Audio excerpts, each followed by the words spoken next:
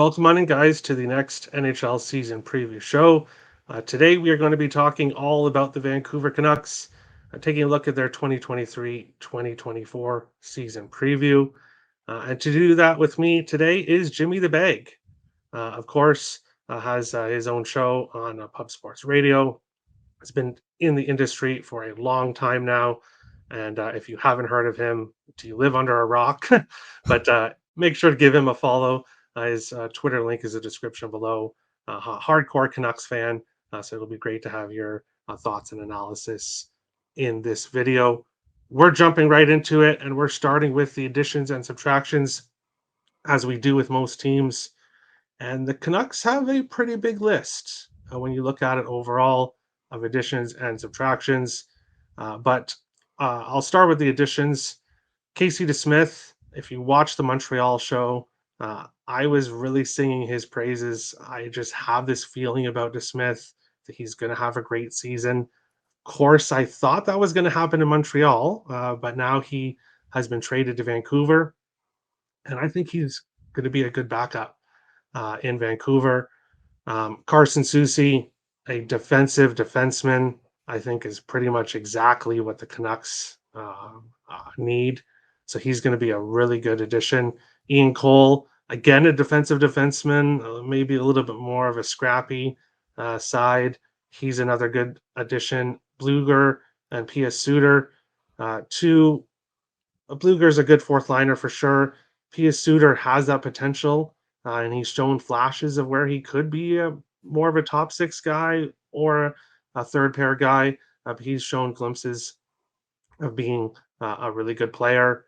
Looking at the subtractions, it's a long list, but a lot of these guys are depth guys. Losing a lot of these guys aren't going to really hurt the Canucks. Oliver Ekman-Larsson, we'll get your thoughts here soon, Jimmy, but to me and some others that I've talked to, that's more of an addition by subtraction, getting rid of Ekman-Larsson. He's going to be needed in Florida to have a bounce back here in Florida. I'm not sure that's going to happen. Travis Dermott, Ethan Bear, some other depth guys there. Colin Delia, I don't think the Canucks are going to miss him very much. Overall, a lot of depth guys, but when you look at the additions list, I think it's definitely a good offseason for the Canucks. I think they definitely have improved the roster from last year, and it's been a pretty good offseason. Jimmy, additions, subtractions, what do you think here for the Canucks? Well, first off, Terry, thank you so much for having me. I enjoy talking about the Vancouver Canucks very much, although it brings great pain. I don't think there is any franchise in professional sports that has hurt their fan base on a continual basis than the Vancouver Canucks. Some of these sad sack franchises that we have in pro sports, they deserve good fortune. You feel bad for the franchise.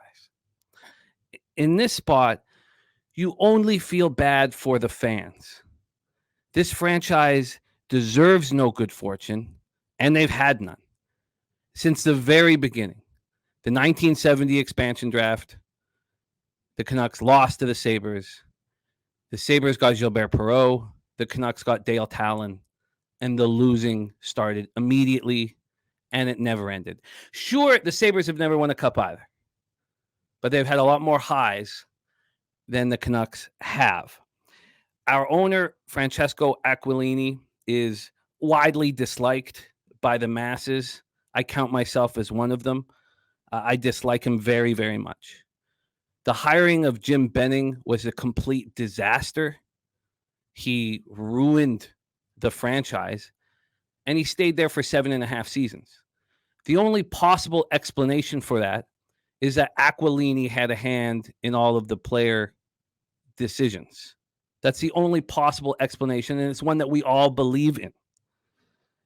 The greatest Canuck in franchise history left the team in 2018. He was the president of operations, and that was Trevor Linden.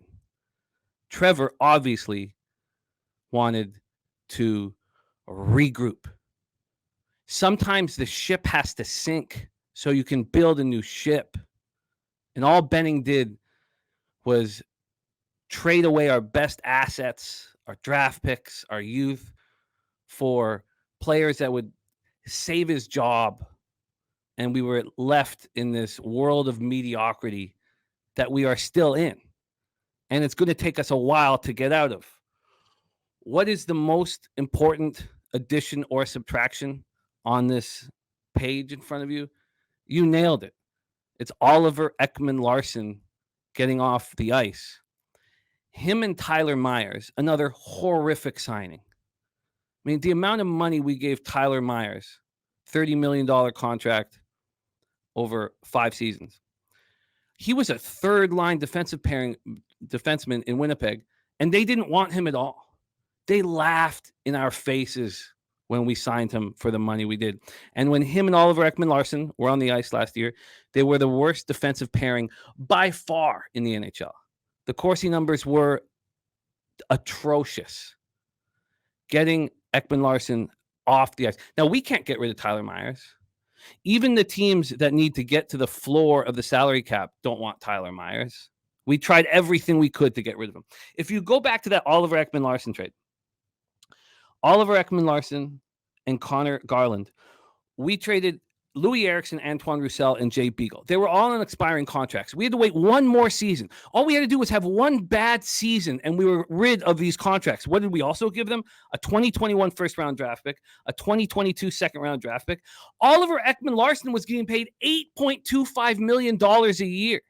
So Jim Rutherford had to come in and clean up the Oliver Ekman-Larsson mess. This is going to affect our team and our salary cap until 2031. We had to deal with Roberto Luongo's contract recapture. We had to deal with the horrific signings. I mean, the Louis Eriksson signing is one of the worst signings in pro sports. And we were finally through it. And then we added in Oliver Ekman-Larsson, and we added in Garland. Connor Garland is not worth the money he's being paid. And, we have enough small forwards, and we need size desperately. So what is the most important addition to the Canucks? It really isn't on this page of this year.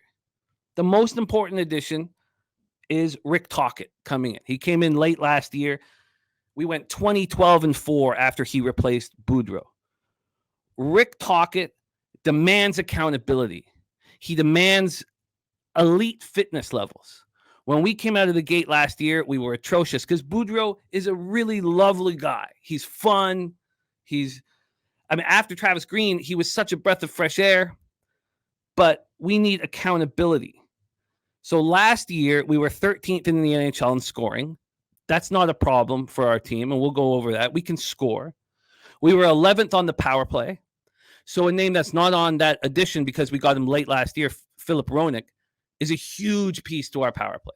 We will have a top 5 power play next year in the NHL. So for those of you who are looking for action, overs will cash with the Canucks, but they won't cash at the same rate that they did last year because our defense will be stronger and our penalty killing will be better. We were last in the NHL in penalty killing at 71.6% and 25th defensively. And those numbers improved. Under Boudreau, we were 3.96 goals per game. With Tocchet, that went down to 3.17. Our penalty killing under Boudreau was 65.9%. With Tocchet, it went to 78.4%. You mentioned Casey DeSmith as the new backup. We all like it. Now, we like Artur Silovs as well. And he needs to play every day. So he's going to be in Abbotsford, 6'4" young goaltender that will probably be the number one goalie in 2 years for sure. Maybe in 1 year. We will see. The additions that you have are important. Carson Soucy is the most important because he's 6'5" and an experienced penalty killer. You need size. Jim Benning didn't care about size and strength, and it hurt us. Rutherford cares about it, and Rick Tocchet is the toughest coach in the league. Now, maybe Rob Brindamore would have something to say about that, and I'd love to watch those two fight. Ian Cole is old. 34 years old, I believe, and I don't know how much hockey he has left. The reason why Rick Tocchet really wants him out there, and maybe I'm adding this too much, is because he blocks shots. He blocks shots, and when you see players block shots, you start blocking shots. And there was times for the Canucks early last year where nobody was blocking any shots. Nobody was risking their body and their health for the good of the team, the betterment of the team. Carson Soucy, 6'5", 208 pounds, a great penalty killer. He's a huge addition to the team. And you mentioned Pia Suter and Teddy Bluger. These are penalty killing specialists. Our third line and fourth line center, Bluger. You'll see this Canucks team will always have connections to the Pittsburgh Penguins because of Rutherford's past there. Bluger is a huge piece, and Pia Suter as well. Pia Suter, our third line centerman at this point, and Bluger, our fourth line centerman, that gives us depth. Two center icemen that can play in all situations, especially on the penalty kill. If you look at that list of subtractions, that's one of the worst group of hockey players I've ever seen on a list. We were a bad hockey team last year, and Rutherford was analyzing the Corsi numbers, and he brought in Rick Tocchet, and they cut some of the weakness off of our team, and they made the team stronger. This will be a stronger team next year, but are we able to mess with the elite teams in the NHL? I don't think so. I think we are stuck in mediocrity right now, and it sucks. I imagine that there's more pain in the future. This is going to be the 53rd season for the Vancouver Canucks, of course, because we lost the year with the lockout. 53rd season. We've made the Stanley Cup Finals 3 times. We've lost all of those. We lose. We're a bunch of losers. We're so used to losing that when we succeed, it's shocking. It is absolutely shocking. And if this team was able to win the division, and I know we'll go over the future's action, and we can talk about the other spots, other teams in the division, I would be gobsmacked if we could win the division. Gobsmacked. But additions and subtractions, we are better, Terry. We're better than we were last year. For sure, I totally agree. And when it comes to buyouts, buyout penalties, that I know exactly what you're going through. Yeah. I feel pain for you. But we'll move on to the second segment, which is looking at upcoming free agents. So these are guys that the Canucks will have to decide if they're going to re-sign them or let them go next offseason. And when it comes to Casey DeSmith, this is probably a one and done spot for him, being the backup. I can't really see the Canucks looking to re-sign him long term or really at all. Like you said, there's another young goaltender that's waiting in the wings. So more than likely, Casey DeSmith finds his way off the team. Tyler Myers, you were discussing, he's a UFA. So I'm assuming and hoping for Canucks fans' sake that he's not re-signed and that he's also off and on elsewhere. Hronik and Rathbone, 2 RFAs. I have their pictures down below because they are the 2 defensemen I think are important for the Canucks to re-sign. They would be the main 2 guys I would focus on re-signing if I was general manager of the Canucks. Would be those 2 defensemen. Looking at forwards, it's a big list. Of course, Elias Pettersson is the number 1 guy that has to be re-signed on the team, and I don't think it's a competition. I think he's 100% the guy that needs to be re-signed. Bolivier, I don't know. I don't know what's going to happen with him. I think it depends on how he plays this season. Will kind of determine his future. And then the other guys in the list, the forward list, could potentially go or stay. Stanika RFA, maybe resign him on a cheap deal. Bluger, if he fits in well with the Canucks, maybe resign him as well. But really, Elias Pettersson, Jack Rathbone, and Philip Hronik are the guys that I'd be focusing on re-signing if I was general manager. Jimmy, what do you think about this list of upcoming free agents? Who should the Canucks be re-signing in the offseason? I think you touched it well. Thatcher Demko has had 2 hip surgeries knee surgery. He actually had 2 back in 2016. He's really had 3 hip surgeries and knee surgery. And I don't see a world where he can play 55, 60 games every year for, let's say, the next 5 years. If Thatcher Demko has a really good season and we aren't playing very well, won't quite make the playoffs, but are kind of close, I think Thatcher Demko can be moved.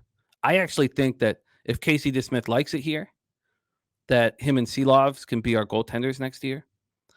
Maybe that's pushing Seelovs too quickly, but having a veteran like Casey DeSmith, who has history with Rutherford and Tocchet, and he's just 32, he should not be your number one goaltender. But there's been times where I thought Thatcher Demko should be traded, and it was a mistake, I think, to keep him this long. And I like Thatcher Demko. I think he can be elite, but he's just too injury prone. He's too injury prone.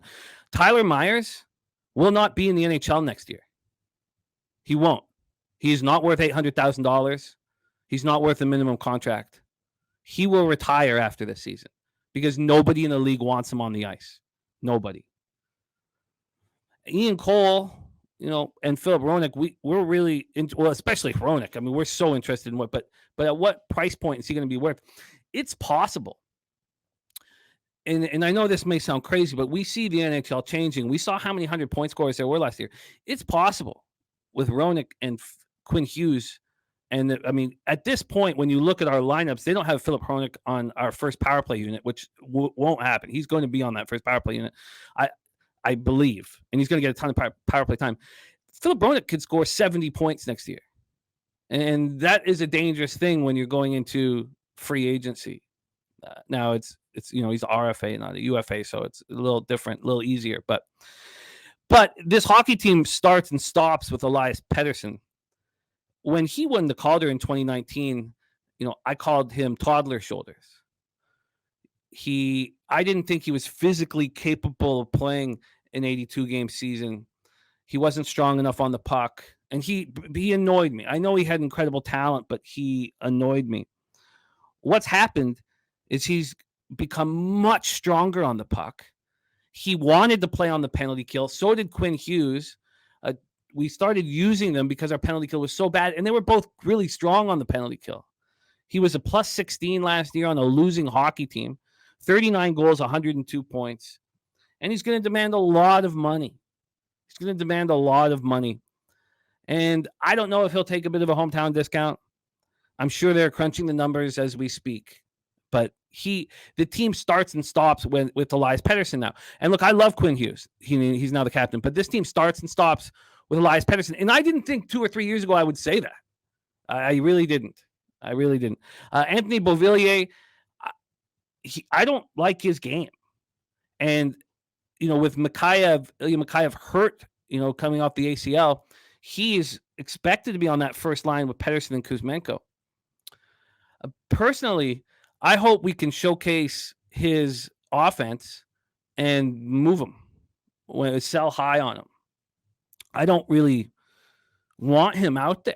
I don't think he is made for the kind of NHL hockey that you need to win in the playoffs. I don't think he is there.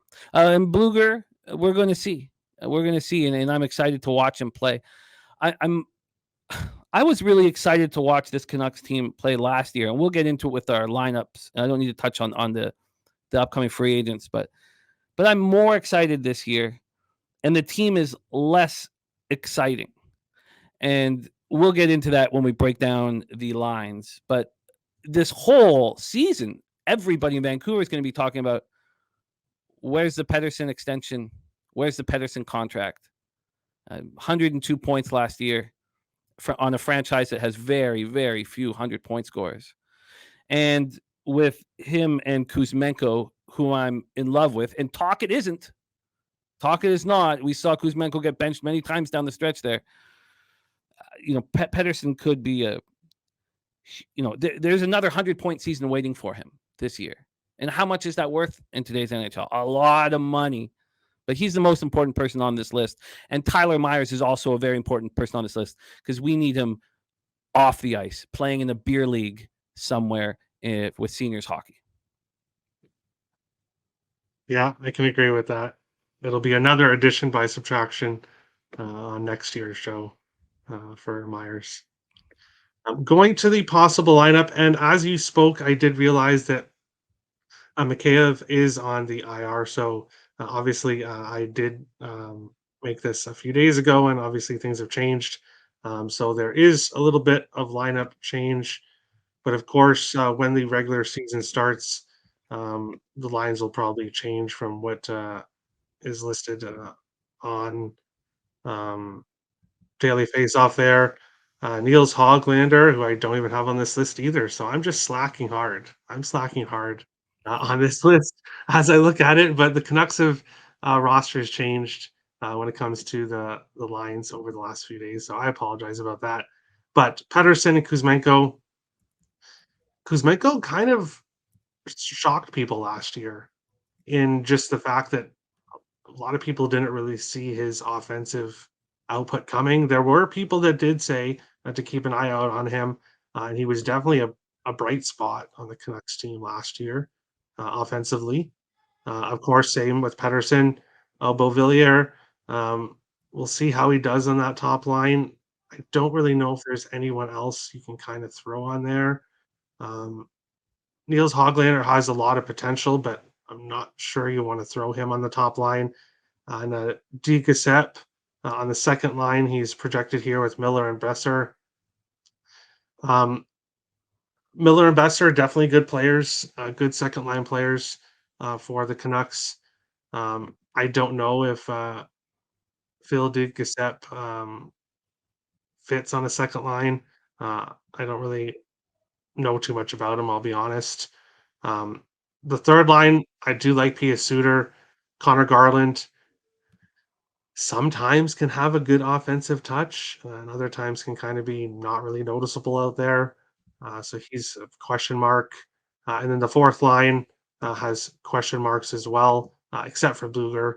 I think you can really count on him.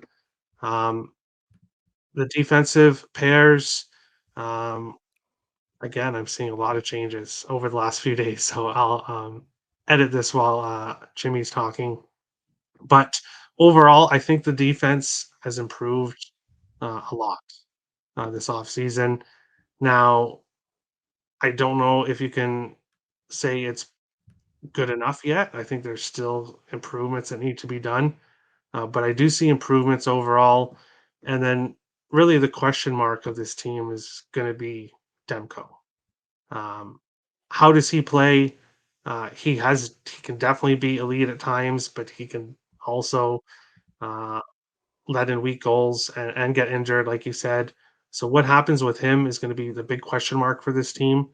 But overall, there's pieces I like here. The Canucks, like you said, they're just kind of in the murky middle. Like they don't want to rebuild, but they're kind of just retooling, and it could potentially make them mediocre again, potentially this year. Jimmy, what do you think of this possible lineup? And of course, I'll put the most updated lineup here up in a second. But what do you think about the lineup overall here for the Canucks? Well, first off, with Kuzmenko, I was certain that he was going to be a monster, and that's because of your Kirill Kaprizov. He played with Kaprizov at times.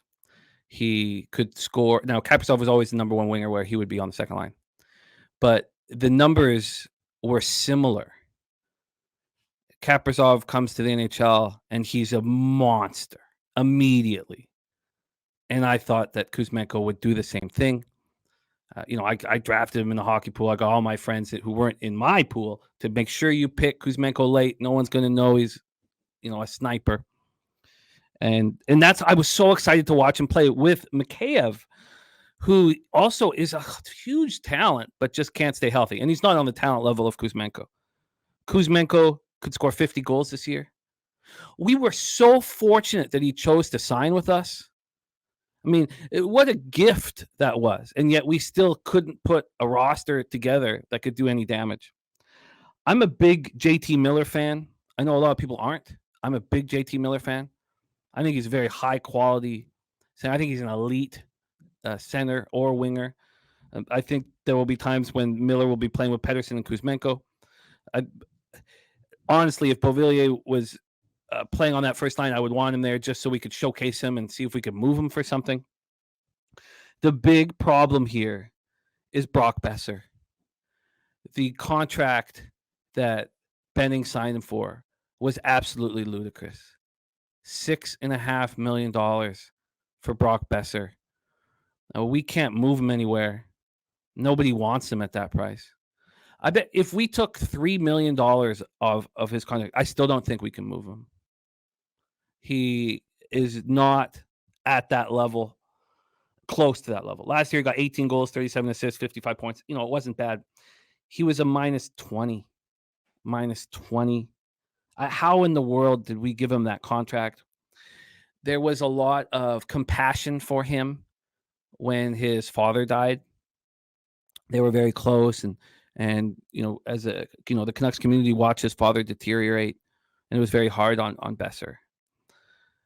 But this is a business, and signing him to that contract after what was the thought was that, oh well, we got through, his father died and he made it through the difficulty of that. Now he's going to be that player that we thought he was when we drafted him. I mean, what we did the same thing with Alexander Burrows years ago. We had this phenomenal contract with him where he was just paid. He was getting like a couple million a year, and he was playing with his Deans and playing in the biggest moments and scoring huge goals. And then we felt like we owed him something and gave him this big contract when we didn't owe him anything. We could have just signed to another regular contract, but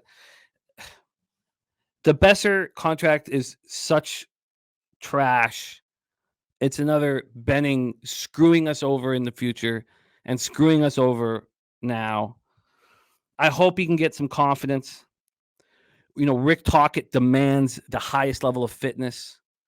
So I hope he comes to camp ready to go, and Kuzmenko for that matter, because Tocchet's so hard on Kuzmenko because Kuzmenko has 50 goals a year talent. But I see a Brock Besser as a healthy scratch throughout the season. I see this as just being a debacle. If we give him power play time early in the year, we hope that he does something so we can move him. I see him as a huge problem. Nils Hoglander has not lived up to his potential. We have a lot of draft picks in the recent years who have not lived up to their potential. Connor Garland, he plays bigger than he is, but I would do whatever I could to get that contract off of the ice. And thank God for Pia Suter and Teddy Bluger. Thank God for them, because this is a really weak bottom six that they strengthen.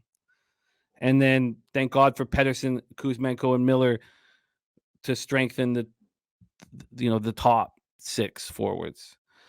From a defensive side of things, we're going to be much better than we were last year. That's easy to say. No team allowed more goals than we did. And our power play will be top 5 in the NHL. We can revisit this during the year, you and I, Terry, and we could even talk about it for next year's Canucks breakdown. I'm telling you, with Hughes as the captain of this team and Roenick out there with Pedersen, Miller, and Kuzmenko, this is a top 5 power play in the NHL. Now, we were 11th last year at 22.7. We weren't far off of that. The penalty killing needs to improve badly. And, we've talked about why we think it will, with the additions.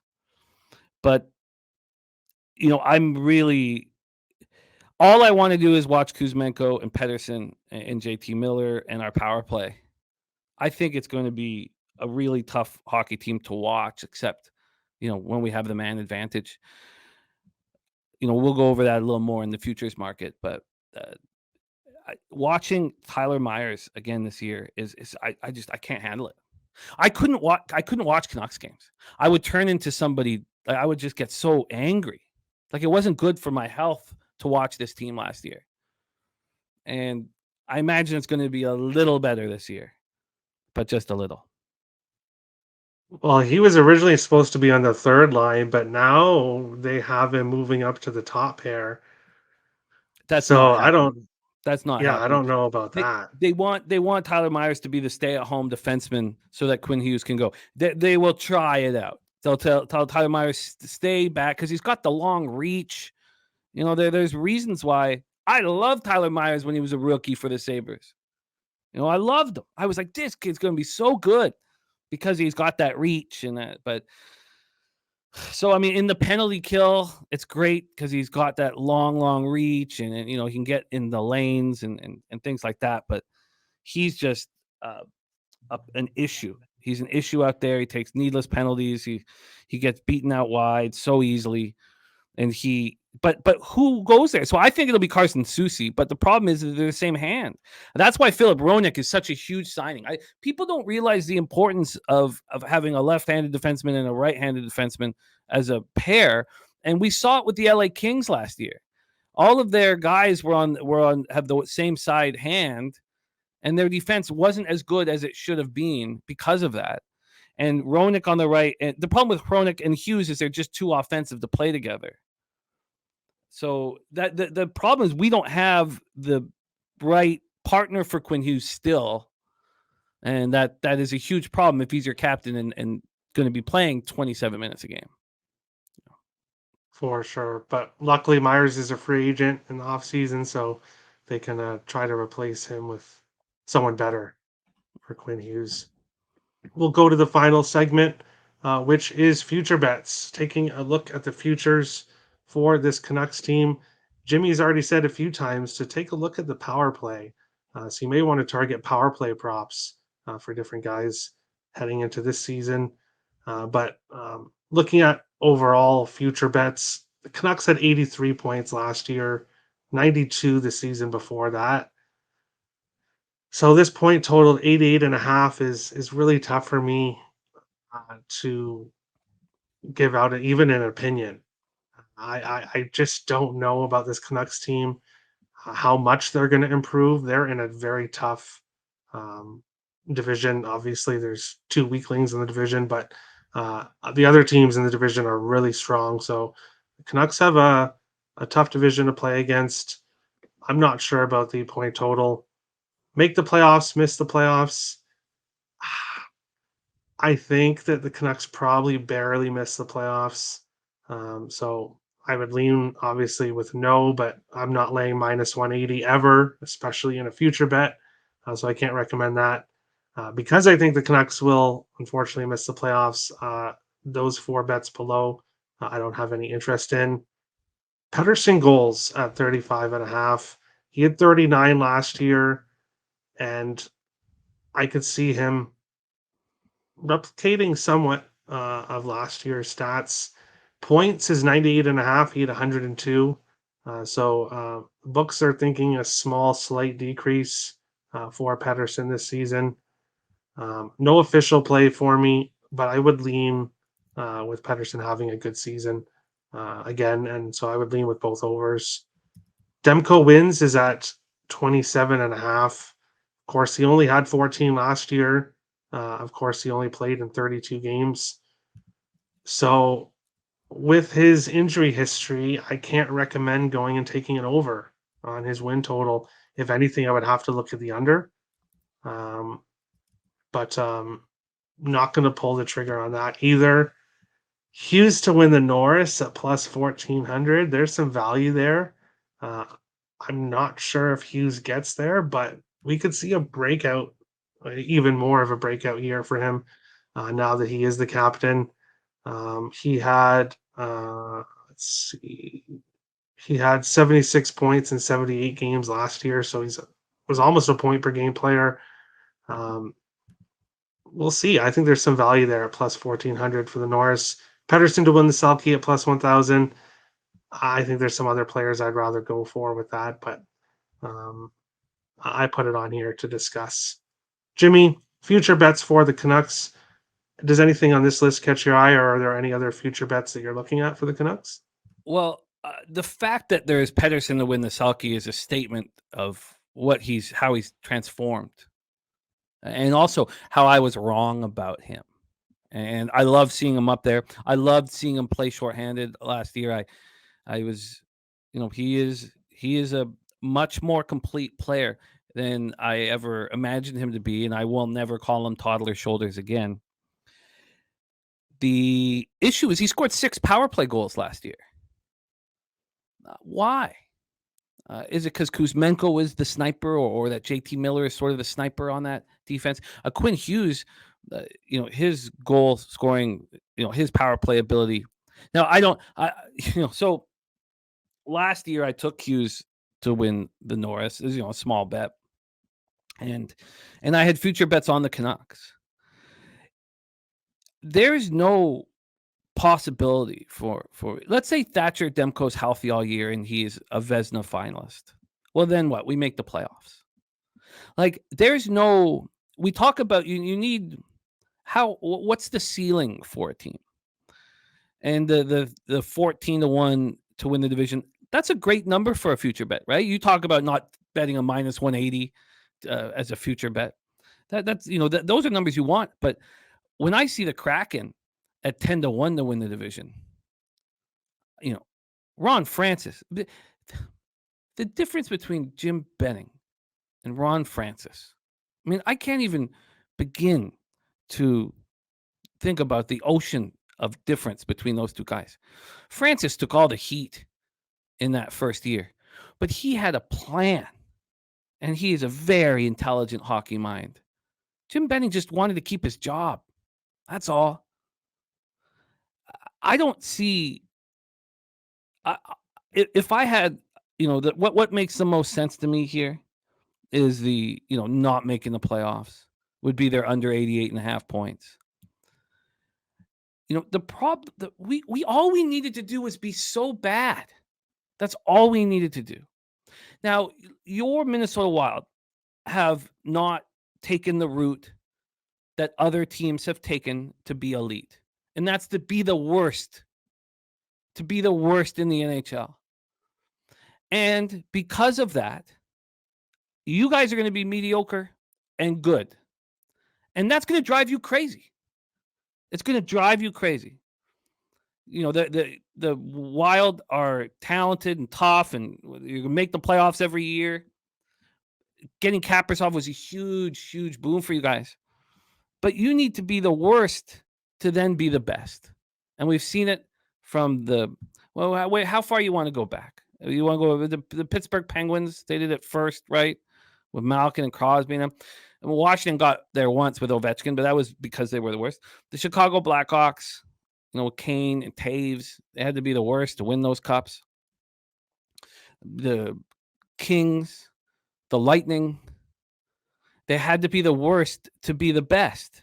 And that's why Trevor Linden walked out. That's why the greatest Canuck ever, because he knew what you had to do. And Trevor Linden, and this is back in 2018, was going and he was meeting with the teams that had done it. He met with the Penguins. He met with the Blackhawks. He discussed with the general managers and the important people in the franchise. What did the rebuild look like? How did it go? Well, he learned, and then he was like, "This is what we got to do." We didn't do it. I want to have future bets on my team.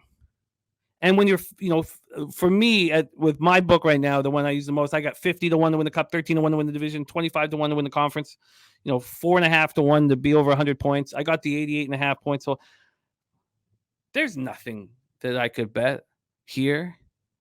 This is not the team. Now, this team could score a lot. And I like Rutherford. And those of you who don't know, Rutherford, he left the Penguins because they wouldn't let him break up Malkin and Letang. They wouldn't let him do it, so he walked. That gave me a ton of respect. I was like, oh. So I think Rutherford and Tocchet are the right guys to fix this ship. But this ship would get fixed much, much faster if we were the worst team in the league. And we're set up for another year of mediocrity. I get filled with rage when I talk about the Canucks and talk about Benning. I would say that Jim Benning is the person I dislike most in sports. There's nobody else that I dislike as much as him. And I've often talked about, if I could see him, walking outside of a grocery store, how fast I'd grab a ski mask and Nancy Kerrigan him. Just one shot in the knee and I'd run off. None of this is appealing to me. And that means I'm going to have to go into another year with no future bets in my team, no hope, no belief in them.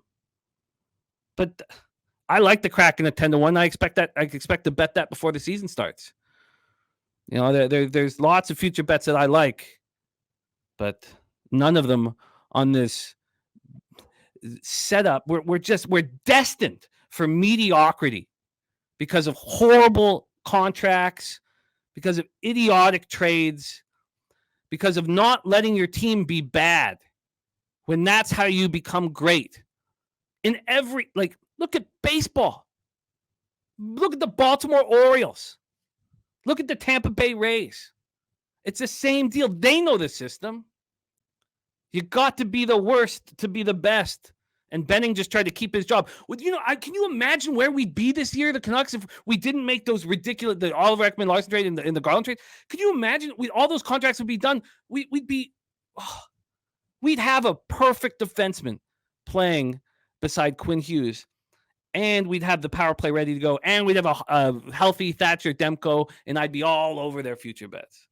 But no, we have $6.5 million for Besser. We have what's the $30 million 5-year contract on Tyler Myers that we have to live through again, and we're the Ekman-Larsson affecting our cap. We're not on an even playing field. And let me just add one other thing to other sports. And I know we've gone a little long on this, but I'm so passionate about this Canucks team. There was a year in football that I made a hedge fund. And I'm not really intelligent enough to make a perfect, I do my best. But I made a hedge fund where people could invest shares in the Seattle Seahawks and the San Francisco 49ers. That year, Kaepernick was the Niners quarterback. Russell Wilson was the Seahawks quarterback, and they were getting paid less than $1 million a year. I thought they were playing the equivalent of a $20 million quarterback. So I figured that these two teams had an extra $20 million than everybody else to fill out their roster. They had a $20 million advantage. And because of that advantage, they were going to be better than all the other teams. They had this huge opportunity to be better.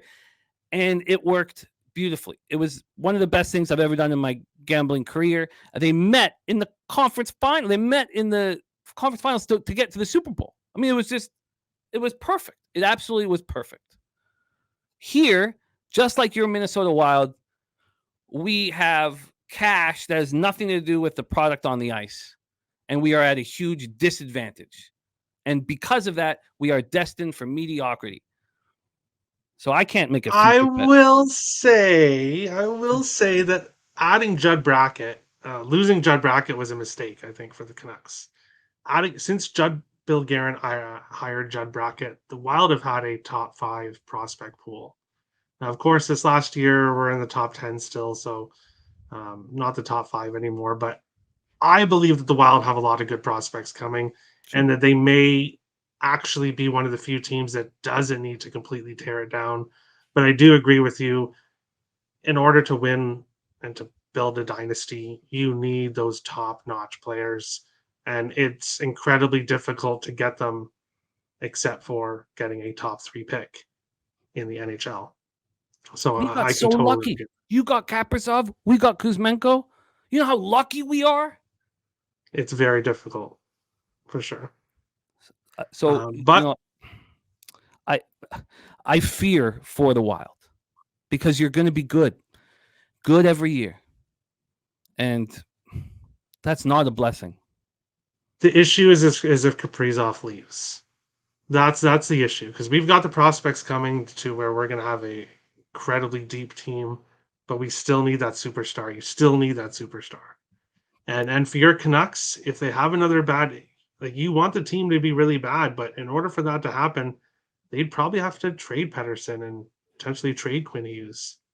They'd have to completely tear it down, and start from scratch, and that would be difficult. We gave Hughes this. He's not going anywhere. I think that we should potentially trade Pettersson. I agree.